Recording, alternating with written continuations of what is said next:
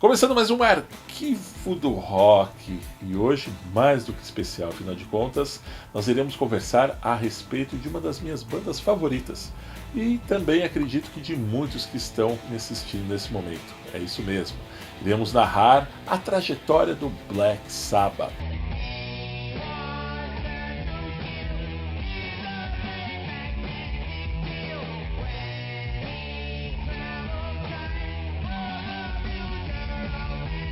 Para nós iniciarmos esse bate-papo a respeito de Ozzy Osbourne e companhia, nós temos que voltar lá para mais ou menos 1962, 1963, quando o mundo inteiro voltava os seus ouvidos para Beatles, Stones e outras bandas mais lá do Reino Unido. Mas exatamente no interior da Inglaterra, bem próximo de onde tudo isso estava acontecendo, exatamente na cidade de Birmingham, tinha um tal de Tony Iommi, um guitarrista que aprendeu a tocar aos seus 12 anos e já se declarava completamente apaixonado, especialmente por blues. Mas antes da gente dar sequência à história dos primeiros integrantes do Sabbath, é bom nós lembrarmos que exatamente em Birmingham, ali nós tínhamos um cenário bem diferente dos que os cantores, os grandes grupos tinham na capital, que era Londres. Birmingham, na época, era uma cidade que tinha sido muito judiada, sobretudo na Segunda Guerra Mundial, e também, hora ou outra, sofria atentados do IRA, ou seja, um grupo terrorista da Irlanda que de vez em quando aprontava por lá. E se não bastasse tudo isso, a única economia que fazia a cidade, digamos que não crescer, mas sim sobreviver, eram as metalúrgicas, firmas que essas produziam peças em aço e revendiam para toda a Inglaterra. A população de Birmingham na época era considerada muito pobre e era quase como se fosse uma extensão, se a gente pode dizer assim, dos subúrbios de Londres. Meio a isso que esses quatro caras que começaram ao Black Sabbath enfrentaram em suas vidas ainda quando crianças e adolescentes. Tony Iommi, que foi o guitarrista que idealizou tudo, como nós dissemos ainda há pouco, ele na verdade já tinha estudado com Ozzy Osbourne na mesma escola. E ele ainda conta que na época que eles eram garotos, tinham ali 10, 11 anos, a fama do Ozzy era muito ruim. O filme do cara era queimadíssimo dentro da escola, pois ele arrumava muita confusão com os colegas, se metia em brigas, vivia sendo expulso, entre outras coisas mais. Porém, prosseguindo a sua vida, o Iommi teve que começar a trabalhar muito cedo, logo aos seus 14, 15 anos, em uma dessas metalúrgicas que eu citei ainda há pouco para vocês. Afinal de contas, era a única forma que os caras tinham de sobreviver em Birmingham, não tinha outro tipo de emprego, ou você virava um vagabundo, ou você ia trabalhar para ganhar alguns troquinhos. O cara queria sobreviver de música, mas era praticamente impossível ali onde ele vivia. E foi trabalhando exatamente numa dessas metalúrgicas que o Iommi sofreu um acidente terrível quando ele tinha 17 anos. Ele perdeu exatamente a ponta de 2 dedos, onde inclusive os médicos acabaram, digamos que, desenganando o cara para a música e disseram que ele nunca mais poderia voltar a tocar, especialmente um instrumento de corda. Mas como o cara era apaixonadíssimo, um dia ele teve uma brilhante ideia. Na sua casa, observou lá uma embalagem de sabão, não sei exatamente o tipo de embalagem que era, mas ele derreteu essa embalagem, fez a extensão de 2 extremidades para completar a ponta dos dedos que ele tinha perdido e voltou a tocar guitarra numa boa. Fato esse que muitos músicos até hoje dizem ser um verdadeiro diferencial dentro dos riffs de Iommi. Porém, pouco tempo depois, Tommy se juntou com o baterista Bill Ward e o baixista Geezer Butler, e fundaram uma banda chamada Metallica, mas estavam precisando de um vocalista. E correndo justamente atrás desse cara, um dia eles acabaram vendo um anúncio em uma loja de discos que dizia o seguinte: Ozzy Ziggy precisa de uma banda. Mas quem seria esse tal de Ozzy Zig ainda por cima? Era exatamente o próprio Sr. Osbourne. Mas na época, Ozzy disse que escolheu Zig e não o seu próprio nome, porque como ele não era muito querido na cidade, como nós dissemos ainda lá no início da história, devido às confusões que se meteu, ele decidiu mascarar sua identidade. E acabou dando certo. O Tommy Iommi virou para o Geezer Butler e falou: por que a gente não vai atrás desse cara? Vamos pegar o endereço e vamos lá bater um papo com ele para ver qual que é dele. Chegando lá, os 3 primeiros integrantes, no caso aí do Mythology, que viria a se tornar Earth, é isso mesmo, foi esse o nome da banda que a gente vai ver daqui a pouquinho, antes de Black Sabbath. Chegaram lá, bateram na casa e, para estranheza do Tommy Iommi, quem acabou atendendo era exatamente quem ele temia e estava desconfiado que fosse, ou seja, Ozzy Osbourne. Mas os caras decidiram deixar aquelas diferenças, quando eram crianças e estudavam na mesma escola, de lado, para tentar a sorte. Afinal de contas, eles precisavam muito de um vocalista. E exatamente no verão de 1968, deram início à formação de uma banda que passou a se chamar Earth, como eu disse ainda há pouco para vocês. No início, os caras tocavam muito blues, pois essa era a verdadeira paixão de Tommy Iommi. E até Chuck Berry, Buddy Holly e outros artistas da época. As apresentações eram feitas em boates de Birmingham, onde o cachê era muito baixo. E para vocês terem ideia da dureza desses caras na época, eles diziam que o Ozzy não tinha nem sapatos para vestir. E com um dos primeiros cachês que eles receberam tocando em uma dessas boates, eles compraram o primeiro par de sapatos sociais para que o Ozzy Osbourne pudesse se apresentar a partir de então. E assim eles seguiram o caminho deles, onde muitas vezes tocavam em casas noturnas, que pertenciam a um empresário chamado Gene Simpson. O cara gostou tanto da banda que acabou agenciando o então The Earth, que a partir daí começou a fazer shows por toda a Europa. Geezer Butler disse numa entrevista que eu li uma vez que era uma coisa exaustiva. Os caras chegavam a fazer até 8 shows por dia.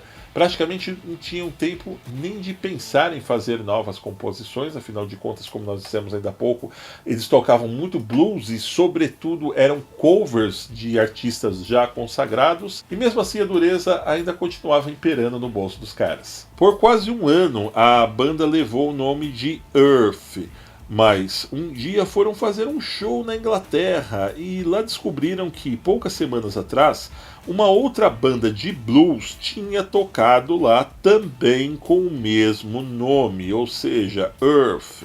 Foi então que decidiram que o nome da banda teria de mudar imediatamente. Junto a essa ideia, os músicos começaram a compor letras mais sombrias, pois queriam ir contra a onda dos hippies e o estilo paz e amor que aumentavam cada vez mais na época. E isso acabou se acumulando com os gostos de Tommy Iommi por filmes de terror e a paixão de Geezer Butler sobre livros de ocultismo. Bom, e quando tudo isso estava acontecendo meio que ao mesmo tempo, o Earth, não digo que estava estourando, mas estava já com uma carteira de shows um pouco maior de anos atrás. Eles estavam ensaiando em um estúdio em Londres, que ficava bem na frente de um cinema. E o Tommy começou a olhar pelo vidro do estúdio e soltou a seguinte frase: nossa, olha quanta gente, olha essa galera que está aí fora, o que será que eles vão assistir? E quando ele observou o cartaz, era um filme de terror. E ele se virou para a galera do grupo e disse a seguinte frase: puxa vida, se a turma vai ao cinema para pagar, para levar susto, por que não a gente não pode começar a fazer músicas também para assustar esse povo todo? Imediatamente o baixista Geezer Butler lembrou que o seu irmão sempre falava de um filme de terror que tinha gostado muito, que tinha assistido em 1963, que se chamava Black Sabbath. Aqui no Brasil, também chamado de As Três Máscaras do Terror, e que, curiosamente, acreditem ou não, é uma produção italiana.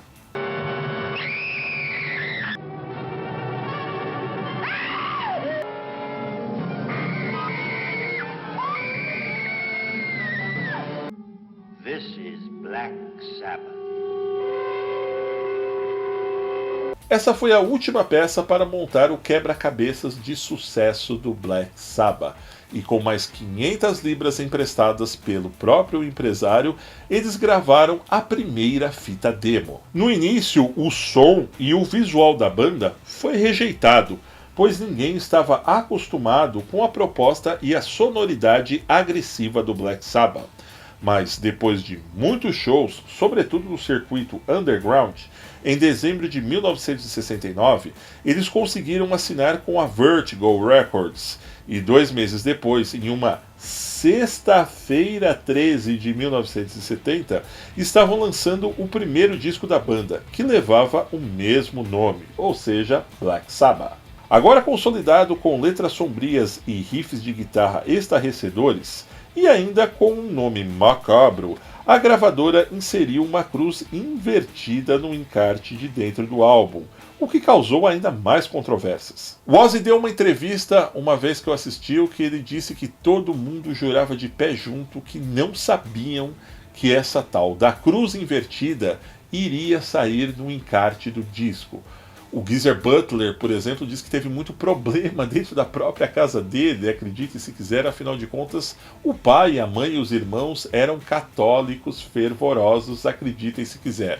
Em menos de 30 dias, o álbum era o 8º disco mais tocado na Inglaterra, e juntando com a incrível presença de palco de Ozzy, o Sabbath demonstrava também em suas letras de protesto um verdadeiro ácido frente aos conflitos dos anos 60.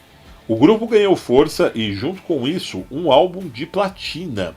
A produção da banda então apressou o lançamento do segundo álbum, que se chamaria War Pigs. Porém, quando concluíram as gravações, sentiram que o disco precisava de mais uma faixa, que precisava ser de exatos 3 a 4 minutos. Foi então que o Tony Iommi, em menos de 10 minutos, começou a ensaiar um refrão. O Ozzy balbuciava algumas besteiras ali referente à letra da música e o Bill Ward deu umas batidinhas e acabou saindo esse espetáculo que todos nós já conhecemos.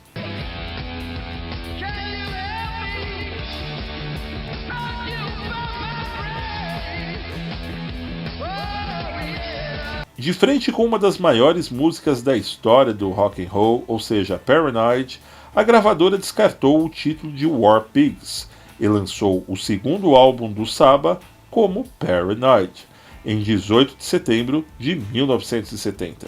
No mesmo disco também podemos destacar Iron Man, um símbolo da juventude oprimida e marginalizada, segundo Ozzy Osbourne.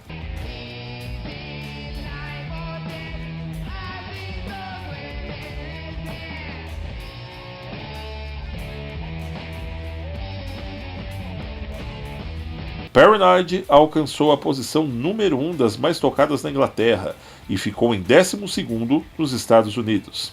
Porém, a imprensa especializada na época não gostava do som do Black Sabbath e desferia inúmeras críticas que iam desde o comportamento até as letras das músicas. E apesar de todas essas críticas, o terceiro álbum, Master of Reality, foi lançado em 21 de julho de 1971.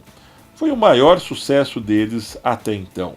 E em menos de 2 anos, venderam mais de 4 milhões de álbuns. Mas foi exatamente nessa época que uma outra agência entrou na vida do Black Sabbath e acabou afastando o outro empresário da banda, ou seja, Gene Simpson, que tinha começado tudo junto com eles. Orientados pela nova produção, a banda chegava a ganhar até $200 mil por um único show.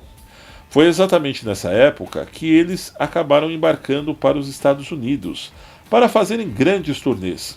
E nesse período que começou a fase sexo, drogas e rock and roll, ultrapassando todos os limites da banda. Eu assisti um documentário, inclusive, onde o Tony Iommi e o Ozzy Osbourne disse que a piração era tanta nessa época que em uma única noite eles chegaram a gastar $20 mil em pó, ou seja, cocaína. Os caras encheram uma fruteira, é isso mesmo, uma fruteira dessa que você tem na sua casa aí, que você enche de banana, maçã e outras frutas mais, só de cocaína, e ficaram ali a noite inteira, os 4, mais a mulherada e quem estava ali cheirando aquilo durante toda a noite e madrugada. Tem outro vídeo aqui no canal onde eu falo sobre as maiores loucuras de Ozzy Osbourne. Vou estar linkando aqui agora nesse momento para que depois que vocês acabem de dar uma sacada nessa biografia do Saba, vocês possam assistir. Inclusive eu falo sobre essa história e é verdadeiramente muito engraçada. Porém, continuando a falar da história da banda, após um ano de shows em solo americano, os caras decidiram voltar para a Inglaterra para preparar o quarto álbum, Saba Blood Saba. E curiosamente decidiram alugar um castelo medieval que tinha fama de assombrado. Ali eles começaram a fazer os primeiros ensaios para o disco. O Clearwell Castle, situado na floresta de Dean, com corredores obscuros e macabros, foi o local que Tony Iommi criou o riff da música Saba Blood Saba. E as músicas começaram assim a surgir a partir daí. A Iommi diz que eles ensaiavam nos porões do castelo. Durante as madrugadas, Ozzy ainda lembra que, como estavam sempre chapados, ficavam tentando assustar uns aos outros. E no quarto que o baterista Bill Ward dormia, corria uma história que uma figura sinistra aparecia de vez em quando.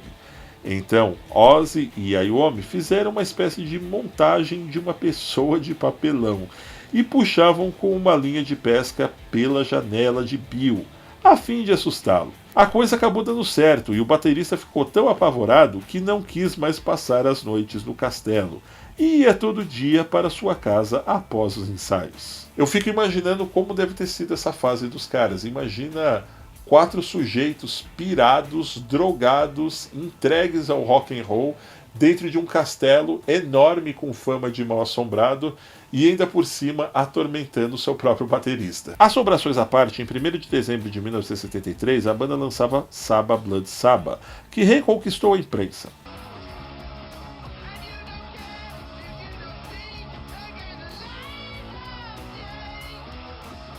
Porém, nesse período, a banda começou a passar por enormes problemas administrativos.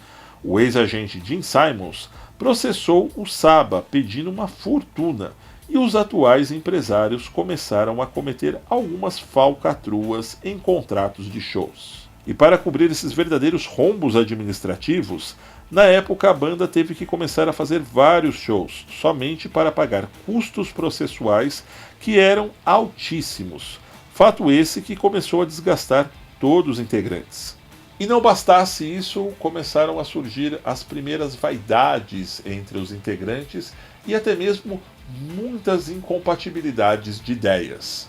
E no meio de todo esse furacão, a banda teve de partir para uma turnê muito desgastante, exatamente em 1978, com shows que se alternavam entre os Estados Unidos e a Europa, realizando assim mais de 100 apresentações em 6 meses. Geezer Butler conta que o álcool e as drogas eram os únicos combustíveis para suportar toda essa pressão.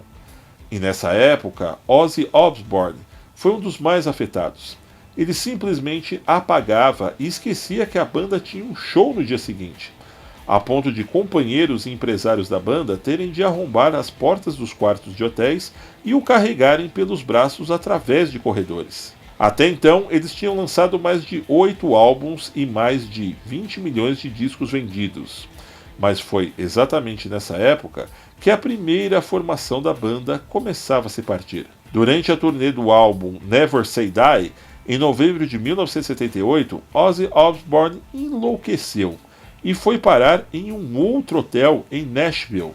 Mesmo assim, entrou lá e dormiu por horas. Mas o problema é que a banda já estava passando o som para mais um show. A mesma apresentação que seria aberta pelo então iniciante Van Halen.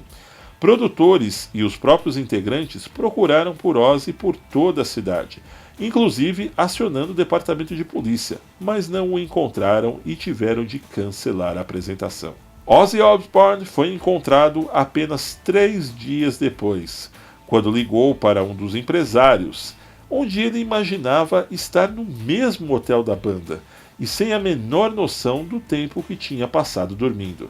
Após o incidente e o lançamento de Never Say Die, a Iommi, Ward e Butler se reuniram com seus produtores e decidiram que iriam afastar Ozzy, pois o cara estava tão fundo nas drogas que não tinha mais condições de se reunir com a banda para ensaios e muito menos para shows.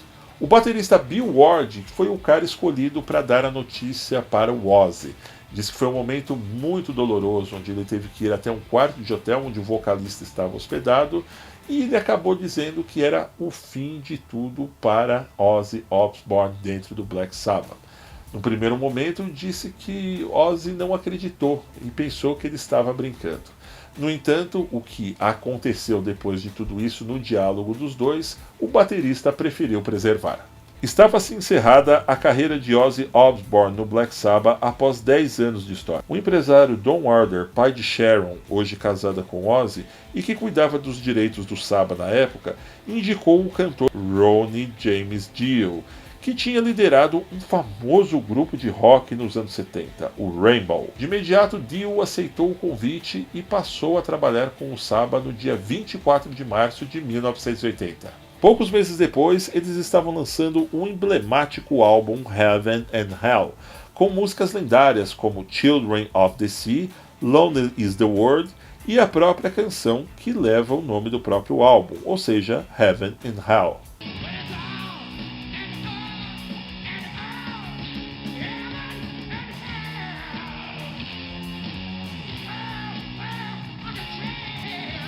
Depois, Dio viria a participar de mais 2 álbuns com a banda, Moby Rules, em 1981, e Live Evil, em 82. Porém, no meio disso tudo, não podemos deixar de lado o caminho que Ozzy trilhou. Ele estava perdido, depressivo e sem rumo, quando a própria Sharon, que viria a se tornar sua esposa anos depois, enxergou uma luz no fim do túnel e o incentivou a seguir sua carreira solo, o que acabou dando muito certo quando se juntou ao lendário guitarrista Randy Rhoads e usou como seu principal marketing a figura do Príncipe das Trevas. A coisa deu tanto certo que Ozzy teve como resultado uma sucessão de discos de platina. Ozzy e Randy Rhoads criaram músicas tão boas como as do próprio Black Sabbath, dividindo assim a idolatria dos fãs da velha formação da banda inglesa. Em 1982, uma certa rivalidade acabou pairando sobre Ozzy e os velhos companheiros de Sabbath, pois lançaram quase que simultaneamente no mesmo mês seus álbuns ao vivo, Live Evil pelo Sabbath e Speak of the Devil por parte de Osbourne. Apesar da mídia acalentar o fogo da rivalidade, Ozzy explica magoado que foi forçado a fazer isso, pois seu guitarrista Randy Rhoads havia morrido em um acidente de avião poucas semanas antes, e a gravadora quis aproveitar o momento da morte de Rhoads para faturar em cima do ocorrido. E após o lançamento de Live Evil por parte do Sabbath, James Dio se disse insatisfeito com sua participação no Black Sabbath, e por decisão própria decidiu sair da banda. Então o Black Sabbath optou por chamar o ex-líder do Deep Purple, Ian Gillan, que não foi muito bem aceito pelos fãs. Apesar de sua competência e timbre de voz que se adequava ao som da banda, juntos lançaram apenas um único álbum, Born Again, em 7 de agosto de 1983. Depois disso, Gillan deixou o grupo. Em seguida, James Dio chegou a se juntar novamente com a banda durante apenas um período para participações em shows em pequenas turnês. Até chegarmos a esse ponto da história, corria o ano de 1985, quando o músico inglês Bob Geldof decidiu organizar um festival chamado Live Aid. Hoje vocês devem conhecer muitos videoclipes desse festival, principalmente pelaquela apresentação memorável do Queen. Pois bem, esse festival ele tinha por fim angariar fundos para vítimas do Apartheid na África do Sul. E aconteceu simultaneamente nos Estados Unidos e na própria Inglaterra. Mas foi lá na terra do tio Sam, ou seja, nos Estados Unidos, que o Bob Geldof conseguiu levar a formação original do Black Sabbath. Ozzy, Tom Iommi, Geezer Butler e Bill Ward se reuniram para tocar apenas 3 músicas, mas que para os fãs serviu como uma verdadeira eternidade.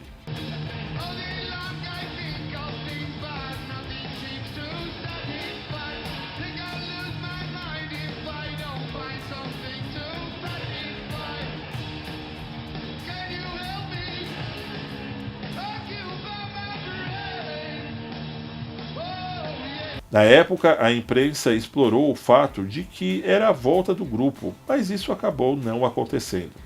Depois disso, todos lançaram projetos independentes, onde um participava do projeto do outro ocasionalmente. Em 1992, já com uma formação um tanto destroçada, lançaram The Romancer, 16º álbum de estúdio da banda, que contou com a volta de Ronnie James Dio nos vocais, Vinnie Appice na bateria e Geezer Butler no baixo. Porém, o álbum acabou não emplacando como um dos mais nostálgicos do Black Sabbath, se podemos colocar dessa forma.